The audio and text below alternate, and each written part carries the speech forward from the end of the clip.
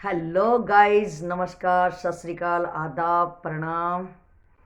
सुबह के उगते सूरज की किरणों ने जो आपका स्वागत किया है, उसी का जोश भरते हुए आज की ज़िंदगी में कुछ नया सीख लें और सिखा लें और ग्रहण कर लें और उसको अपनी ज़िंदगी का एक अहम हिस्सा बना लें।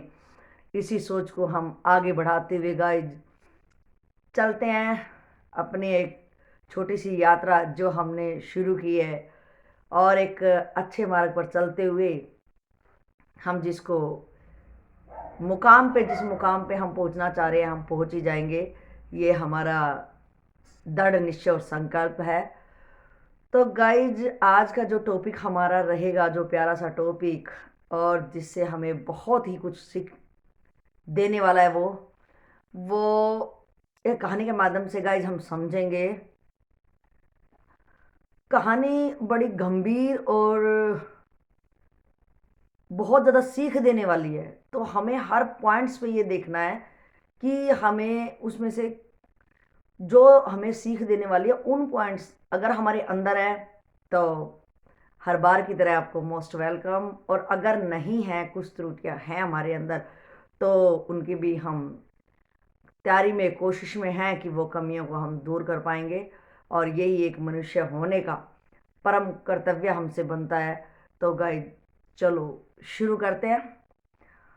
कहानी दो मित्रों की है, दो दोस्तों की है, जो कि एक बहुत ज़्यादा ही अमीर हो जाता है और एक बहुत ज़्यादा गरीब है। और वो अमीर गरीब होना, तो देखो, बड़े लोग कहते भी हैं कि ये भी एक किस्मत की बात है।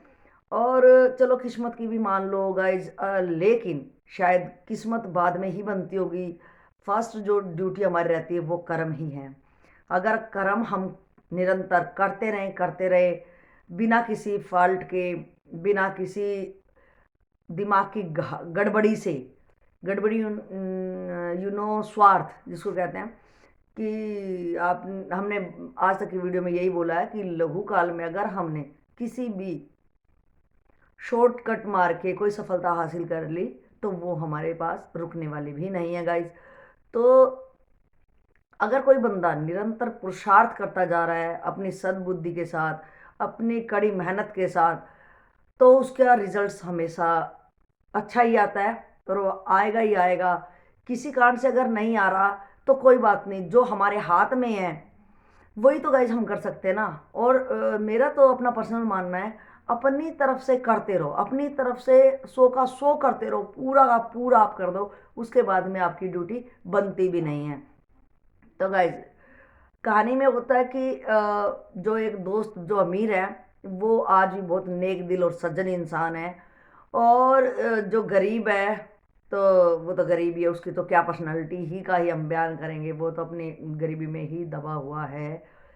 तो गाइज, एक दिन क्या होता है कि वो रात के समय में अपना दोसाला ओढ़ के गरीब वहाँ से जा रहा होता है, और वो नहीं चाह रहा कि कोई मेरे से बात करे। वो बड़ा दुखी मन से, वो कई दिनों से ऐसी हालत में चल रहा था, और ये जो उसके आसपास थे वो सब देख भी रहे थे कि कुछ बात, गरीबी में जब रहा था नॉर्मल था, लेकिन कुछ दिनों से बात इसकी कुछ ज़्यादा ही बिगड़ी हुई है। तो वो उस रात जा रहा था, तो उसका क्यों ना वो अमीर दोस्त उसके सामने आ जाता है रास्ते में ही, और उससे पूछने लग जाता है पकड़ के। तो वो कहता है, यार मुझे जाने दे, मेरे पास टाइम नहीं है। तो उसने देखा कि इसकी जो मुद्रा है, फेस एक्सप्रेशन है, और जो इसकी आवाज़ में जो दर्द है, वो बहुत कुछ ही बयां कर देता है। और वो उसको समझ आता है ये बहुत ज़्यादा गुस्से में और बहुत ज़्यादा दुखी है। तो अमीर आदमी जिद करता है कि नहीं, तू मेरे घर चल, हम बैठ के बात करते हैं। ये तो वो बहुत ज़्यादा ही मना करता है, क्योंकि उसने कोई मन में अपने टारगेट्स बना रहा होता है कि नहीं, मेरे को नहीं जाना है, और मुझे नहीं जाना है भाई, मुझे नहीं जाना। तो जो सज्जन इंसान है वो कहता है कि नहीं, आप थोड़ी देर बात तो कर सकते हैं, नहीं जाना आप, चलो यहीं बात कर लेते हैं, आप रुको। तो गाइज, यहाँ जो पॉइंट्स है वो ये है कि समय बलवान होता है। समय बलवान जरूर होता है। समय ने जो बहुत सारी चीज़ें ऐसे जो समय हमारे हाथ में नहीं होता, वो चीज़ें होनी है, वो होके ही रहती है। लेकिन यहाँ ये बात कह के हम अपना पल्लू नहीं झाड़ सकते हैं। अगर हमें हमारे सामने कोई मदद के लिए, या हमें पता चल जाए ये दुखी जा रहा है या किसी कारण से कुछ तो है, वो गाइज आपका तजुर्बा होगा और आप सज्जन हैं, आप पहचान भी जाते होंगे ऐसे जरूरतमंद इंसान को, तो अपने को शायद है ना उसको रोक के, मेरा जो पर्सनल व्यू है, मैं चाहूंगी ये आप है ना थोड़ा सा करें प्लीज, कि अपने को ना 2 मिनट ही लगेंगे, शायद शायद 2 मिनट लगेंगे भी नहीं, कि अपने को एक बार पूछ लेना चाहिए कि भाई क्या बात है, क्या बात है बताओ। और गाइज अगर आप है ना, वो बंदा दुखी है, उसको कहते हैं ना डूबते को तिनके का सहारा, अगर हम उनसे पूछ लेते हैं ना क्या बात है, थोड़ा सा और फोर्सफुली पूछ लेते हैं, थोड़ा सा और, थोड़ा सा और, थोड़ा सा प्यार से, भाई ये देखो, अगर उसके जगह पे आपका कोई खास हो तो क्या आप छोड़ के चले जाओगे? क्या आप उसे पूछोगे नहीं? और क्या आप, जब पता है आप सक्षम हो, आप हेल्प करने के लिए सक्षम हो, तो आप क्या करोगे? नहीं उसकी करोगे। तो क्यों ना हम थोड़े से और ब्रोड होके हम पूछ ले थोड़ा सा हल्का सा कि भाई क्या बात है। और शायद बताते बताते क्या होता है, उसका दिमाग में जो बोझ आ गया है, बहुत ज़्यादा ही वो स्ट्रेस में चला गया, शायद वो हल्का भी हो जाएगा। देखो मदद करनी तो बात की बात है, लेकिन वो बताते बताते जब रो लेगा आपके सामने, तो वो हल्का फील करेगा। तो गाइज यहाँ क्या होता है, जैसे कहते हैं डूबते को तिनके का चारा सारा। तो सॉरी, थोड़ी तबीयत खराब है तो आवाज़ में कुछ कुछ अगर वर्ड की हेर फेर हो जाए तो आप मुझे माफ़ करेंगे। तो तिनके का सारा, तिनका कितना सारा दे सकता है ना? लेकिन कुछ तो है, कुछ तो है कि वो डूब रहा है इंसान और उस तिनके ने उसको बचा लिया, है ना? तो चलो हम बहुत बड़ा नाव ना बन के डूब रहा है, बड़ी बहुत बड़ी नाव और नाविक ना बन के एक तिनका तो शायद बन ही सकते हैं, और कोशिश करें कि हम नाव ही बन जाएं, ईश्वर करे। तो गाइज कहानी कहती है, उस सज्जन इंसान ने, उसके दोस्त ने उसको रोका, और उसको ज़बरदस्ती रोका, ज़बरदस्ती रोका, और उससे बात निकलवाने की, उससे बात कर कर कर के निकलवाने की कोशिश करी, तो वो वहाँ पे रो दिया। तो रोने पे उसने बोला कि आज मैं मरने ही जा रहा था और तूने मुझे ज़बरदस्ती रोक लिया है, तो मैं, आज मेरे पास मरने के सिवाय दूसरा विकल्प यहाँ नहीं है, और कुछ भी होने वाला नहीं है, कई दिनों से बच्चे भूखे हैं, तो मुझे तू छोड़ और मुझे अपना काम करने दे। तो गाइज उसने समझाया कि नहीं, ये बहुत छोटा काम है और मेरा अच्छा काम है, मैं तेरे को हेल्प करूँगा, और देखना तू एक दिन सोचेगा कि यार नहीं, मैं गलत करने जा रहा था और ये काम नहीं करना है। तो वो अपने साथ लेके जाता है, उसको खाना खिलाता है, घर में उसके बच्चों के लिए खाना पहुंचाता है, और उसको कहता है कि देखो ये हमारा एक छोटा सा बिजनेस है, और तू इसको लेके जा, मेरा कोई भी कमीशन नहीं है, मेरी खरीद इतने रुपए की है, तो तू उतने ही रुपए मुझे देना, जो तेरे को इसमें बेचना, जो ऊपर का मिले वो तू रखना। और उसे अपने घर से ही उसको सब कुछ देता है, और वो फेरी लगा लगा के उस सामान को बेचता है, जिससे उससे थोड़ी सी इनकम हो जाती है। ऐसे करके वो रोज़ वहाँ से अपने दोस्त के वहाँ से उठाता है, और फेरी लगा के उस कपड़े को बेचता है, बेच के जो जो इनकम आती है, तो थोड़ा क्या होता है, थोड़ा सा उनके घर में काम चालू हो जाता है, और थोड़ा सा राशन पानी आना चालू हो जाता है खुद की इनकम से। तो अब मित्रता कुछ ज़्यादा ही बढ़ जाती है, उसको भी बड़ा अच्छा लगता है। अमीर आदमी को, सज्जन को इसलिए लगता है कि मैंने किसी को सहारा दिया तो सफल हुआ, मैं किसी की जान बचाई। गरीब आदमी इसलिए खुश रहता है कि इसने मुझे सहारा दिया, मेरे घर में मैं खुद के पैसों से राशन ला पा रहा हूँ। तो गाइज समय बीतता जाता है, दोस्ती तो पहले थी उनकी और गंभीरता वाली और एहसान वाली जो है वो फीलिंग दोनों के अंदर शायद आके वो अपनी यात्रा पे आगे किस टाइप से बढ़ते हैं और अब क्या मुकाम पे पहुंच जाती है बात, उस पर हम बहुत गौर फरमाने वाले हैं गाइज। क्या होता है कि लंबा बिजनेस, अब वो ये फेरी फेरी करते हुए उसने देखता है कि भाई हमें ना थोड़ा सा बड़ा काम करना चाहिए। वो जो अमीर दोस्त होता है वो कहता है कि चलो हम एक बड़ा शोरूम टाइप का खोल लेते हैं, और हम बाहर से कपड़ा कहीं से लाएंगे, और शायद इसमें हमारा कुछ ज़्यादा ही मुनाफा होने वाला है। तो वो कहता ठीक है। तो जो अमीर दोस्त है वही, उसके पास ज़्यादा पैसे होते हैं तो वो ही ज़्यादा पैसे लगाता है, और वो कहीं बाहर कपड़े के व्यापार के लिए वो बाहर जाते हैं गाइज। तो वो जब बाहर जाते हैं अपने घर से काफ़ी किलोमीटर वो दूर जाके उस बिजनेस के लिए कपड़ा खरीद लेते हैं, तो देखते हैं कि अब रात होगी तो वहीं किसी धर्मशाला में वो रुकते हैं। अब कहानी इतनी गंभीर होएगी कि बहुत ही ज़बरदस्त, कि शायद हम बहुत ज़्यादा ही सीख यहाँ से लेंगे। देखो, आपने देखा है लालच बुरी बला है, वो किस टाइप से अपना काम धीरे से कर पाएगी यहाँ पे। तो गाइज वो रात को जब वहाँ रुकते हैं धर्मशाला में, उनका जो ट्रांसपोर्ट में उन्होंने अपना माल पैक करवा दिया है, वो 5-10 दिन में घर पहुँच जाएगा। और इधर वो दोनों दोस्त जब धर्मशाला में लेट जाते हैं खाना खा के बाहर, और जब वो सोने जाते हैं तो वो गरीब दोस्त बोलता है कि अच्छा मैं दूध ले आता हूँ तेरे लिए ना, दूध पी के सोते हैं। तो उसने कहा ठीक है, वो उस पर भरोसा करता है पूरा, और वो दूध लाता है। तो गाइस गरीब दोस्त लालच में आके, कि इतना बड़ा बिजनेस है, उसको सब पता ही चल गई, सब हर बात, कहाँ से कपड़ा उठाते हैं, कैसे कैसे सप्लाई करना होता है, कैसे कैसे सब राज उसको पता चल जाता है। तो वो क्या करता है कि उसके मन में इतना लालच आ जाता है कि क्यों ना मैं इसको साइड में लगा दूं, और जो सब है वो मेरे सिवा, इसको सिवा किसी को भी नहीं कुछ पता है, तो मैं बहुत अमीर बन जाऊंगा, रातों रात ही मैं बहुत अमीर बन जाऊंगा। तो गाइज वो क्या करता है, जाता है और उस दूध में, उस वाले दूध में जहर मिला के ले आता है, और दोस्त को बोलता है कि पी। और उसने उसको पी लेता है, उसको कोई शक तो होता नहीं है, वो पी लेता है। पीते ही उसको असर हो जाता है और वो मर जाता है। वो तभी तुरंत वहाँ से उठता है और रातों रात गाड़ी जैसे तैसे कैसे भी पकड़ के अपने घर आ जाता है, और आके इतना ड्रामा बना देता है इस बात को कि मैं बड़ा, हम गुंडों के वहाँ हाथ लग गए थे, हमें बहुत मारा, वो करा, फिर उन्होंने, मैं कैसे भी बच के आया, हम दोनों अलग हो गए थे। उसने बहुत बड़ी कहानी जो मनगढ़ंत थी उसने बनाई, रोया झिलाया ये कि मेरे ऊपर शक ना हो जाए, उसके घर वालों को उसने बताई। तो कहानी कहती है कि उसके घर वाले अब क्या करेंगे, कोई चारा ही नहीं है, तो वो सोचते हैं भाई जो होना था वो हो ही गया। और वो गरीब अब अपनी शातिरता क्या दिखाता है कि वो शोरूम वगैरह जो लगाना था, जो कपड़ा वो करना था, वो अपना वहाँ ना करके और वो किसी दूसरे शहर में निकल जाता है।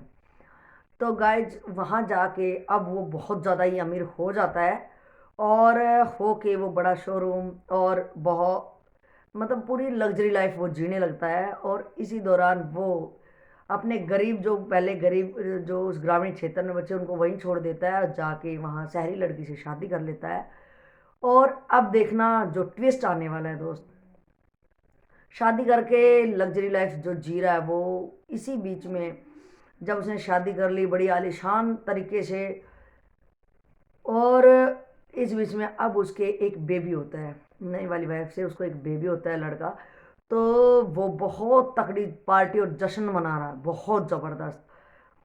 तो दोस्तों अब देखो, अगर आप कर्म बंधन में विश्वास करें या ना करें, लेकिन बदला तो आता ही है। जो विश्वास करते हैं वो थोड़ा सा झेल लेते हैं कि मेरा ही बोया हुआ था, जो नहीं करते हैं वो टूट जाते हैं, और वो हमेशा ही कहते हैं मैंने तो कभी किसी का बुरा किया ही नहीं, मेरे साथ क्यों बुरा हुआ।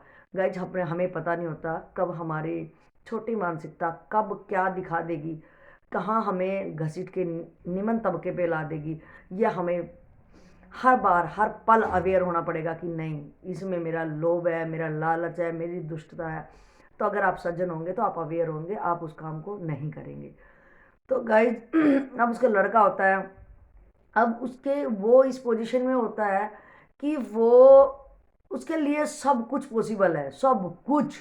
वो भूल जाता है कि इंसानियत कोई चीज़ है, आप कहाँ से उठ के आए हो, आपने क्या क्या कर दिया। नहीं, ये शायद हर बंदा, शायद हर बंदा भूल जाता होगा। कुछ कुछ परसेंट ऐसे लोग हैं जो, जिनके सहारे ये धरती आसमान टिके हुए हैं।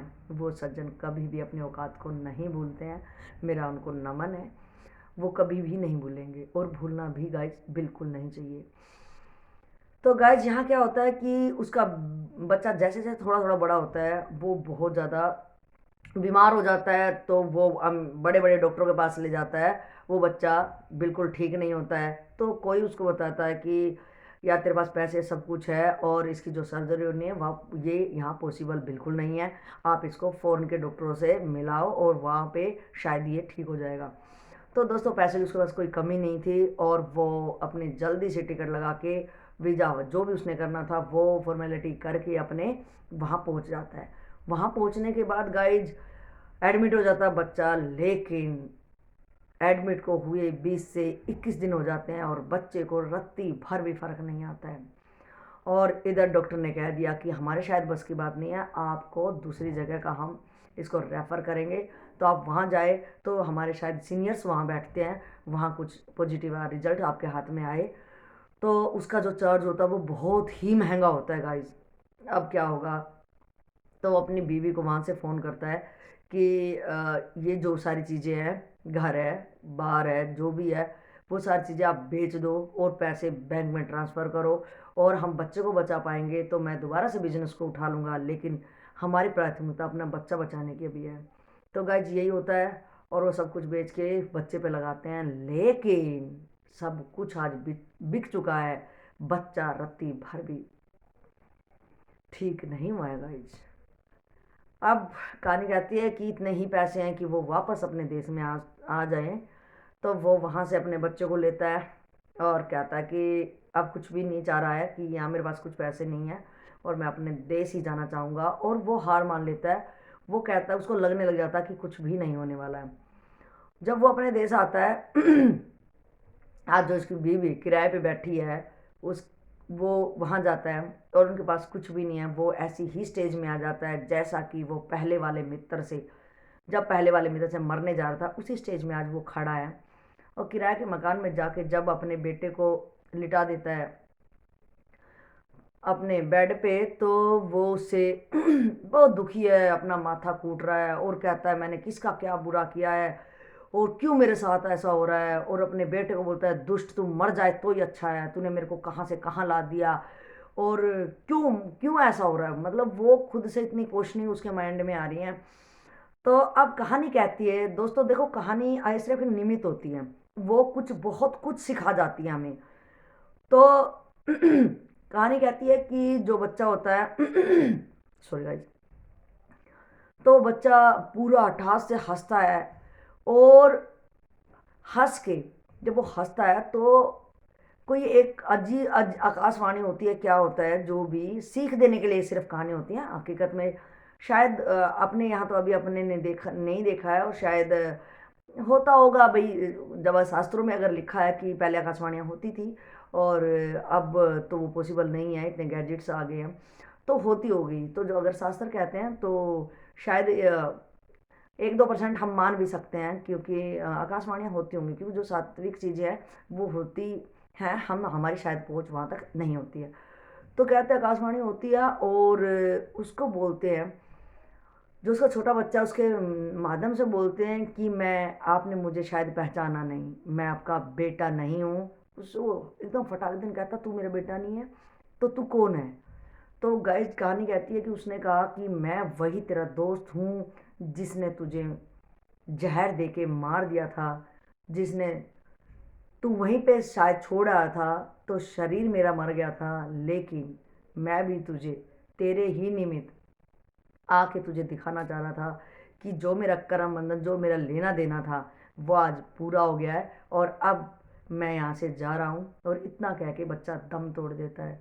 तो गाइज यहाँ जो सबसे ज़रूरी बात सीखने वाली है हमारे लिए, वो ये है कि चलो आप 1% कहानी को कह देंगे कि ये सब मनगढ़ंत कहानियाँ, ऐसा नहीं होता है, लेकिन क्या ये भी मनगढ़ंत है कि आपके साथ आज सब कुछ आप अच्छा कर रहे हैं, है ना, अगर आप एक मैच्योर हैं, सब कुछ अच्छा कर रहे हैं, आप अपना सौ का सौ दे रहे हैं, मेहनत कर रहे हैं, ये कर रहे हैं, लेकिन फिर आपने देखा एकदम से आप क्यों गड्ढे में गिर जाते हैं गाइस, क्यों आप फिर विश्वास करते हैं यार, फिर आप ये वाला क्वेश्चन करते हैं, आखिर मैंने किसका क्या बिगाड़ा है। गाइज दिमाग से आप, है ना, कॉन्शियस माइंड में तो शायद वो चीज़ें नहीं रख पाओगे, है ना, कि मैंने इस बंदे का ये बिगाड़ा, लेकिन जब हमारा सबकॉन्शियस माइंड है, वहाँ हमारी सब लेयर्स पे लेयर्स जो मेमोरी में फीड है ना, वो कभी भी ख़त्म नहीं होती हैं। जो हमारा क्रम बंधन है ना, वो बहुत तकड़ा ही काम करता है।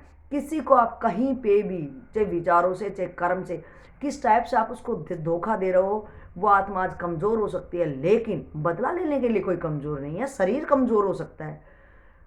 तो गाइज यहाँ आप अगर इन चीज़ों को मानते हो, अच्छी बात है, नहीं मानते हो तो खुद के ऑब्जर्वेशन से एक बार पीछे मुड़ के देखना। आपकी लाइफ में बहुत बार, एक बार नहीं बहुत बार ऐसा हुआ है। और आपा कहेंगे कि भाई ये जो आपा मनुष्य तन अपने को मिला है शायद धरती पे, वो इसलिए है, ये सिर्फ कर्म बंधन पूरा करने है, किसी का लेना है, किसी से हमने लेना है तो किसी को हमने देना भी है। तो अगर हमने किसी से लेना है तो शायद हम यहाँ पे एक प्लस ये कर सकते हैं, जिससे हमने लेना हो हम उसको माफ़ कर दें और उसको ज़्यादा परेशानी में ना डालें और उसको बोलें कि आपका थैंक्स और मैंने तेरे से ले लिया। जैसे भी कैसे करके आप मैनेज कर सकते हैं, क्योंकि आपने उससे लेना है। और जो दातार होता है वो माफ़ कर दे तो बड़ी खुशी की बात है। तो हम दातार बने, जो हमें लेना है उसको हम माफ़ करें, उसको मौज लेने दें, मस्ती में रहे वो हमसे, ताकि हमारा उससे लेना देना अगले जन्म में ना रहे। लेकिन जिसको हमने देना है गाइज, उसको हम कुछ प्लस ही दें, ताकि भाई पता नहीं इस जन्म में ये इतनी डिमांड कर रहा है, ये ना हो कहीं कुछ बच गया हो इसका, कहीं लेना देना जो भी कहीं बच गया हो तो मैं इसको अपना प्लस ही दे दूं। कुछ नहीं जा रहा, स्वस्थ है और मेरे को पता है ये गणित है ना जो बहुत ज़्यादा ही बारीकी से काम करता है, तो मैं क्यों ना उसको प्लस ही दे दूं। आपको पता है कि कई तरह की प्रताड़नाएं होती है, एक नहीं होती कोई आपको फिजिकल आके कोड़े मारे, लेकिन जो मन की है ना मानसिकता, जो हमारे परेशान होते हैं ना, अजीब सी उचाट जो होती है, तो वो भी हमें लेना देना ही होता है। कहीं हमें कोई बद दुआ दे रहा था, कोई हमें गाली दे रहा होता है, तो जो हमारा मन उचाट होता है, कई बार अचानक खुश होते हैं तो कोई शायद हमारी चर्चा अपने बड़पन से हमारी चर्चा कुछ अच्छे शब्दों में कर रहा होता है। तो यही हम इसी छोटी सी बातों से सीखते हुए बहुत कुछ सीख सकते हैं और हम अपना बहुत ही सुंदर जीवन बना सकते हैं गाइज। तो किसी का कुछ लेने से कतराएं गाइज, क्योंकि देना तो पड़ेगा ही, लेकिन जिसका हमें कुछ देना है उसको हम कुछ प्लस करके दे देंगे, तो शायद कुछ अगर कुछ बचा कुचा भी होगा तो वो आज ही हम उतारने में सक्षम रहेंगे।